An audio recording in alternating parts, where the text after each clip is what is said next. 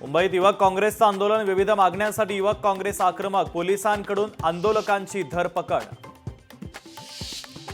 नागपूरमध्ये विश्व हिंदू परिषदेच्या आंदोलनानंतर मुस्लिम संघटनांचं देखील आंदोलन, फहीम शमीम खानवर बेकायदेशीरपणे जमाव गोळा केल्याचा आरोप, गणेशपेठ पोलीस ठाण्यात गुन्हा दाखल। नागपूर हिंसाचारादरम्यान दंगेखोरांकडून महिला पोलिसाचा विनयभंगासह अश्लील शरेबाजी करणाऱ्या टोळक्यावर गुन्हा दाखल, आरोपींवर कठोर कारवाईची सर्व पक्षांची मागणी।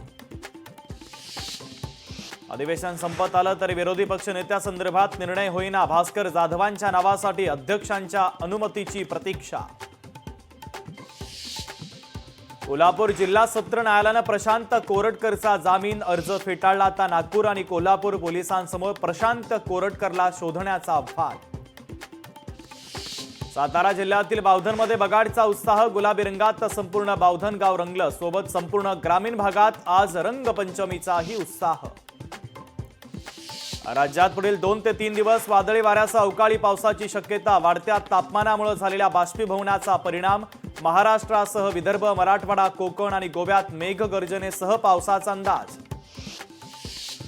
अखेर 9 महिन्यानंतर सुनीता विल्यम्स पृथ्वीवर परतल्या, फ्लोरिडाच्या समुद्र किनाऱ्यावर ड्रॅगन कॅप्सूलचं यशस्वी लँडिंग, नासानं मानले स्पेस एक्सचे आभार।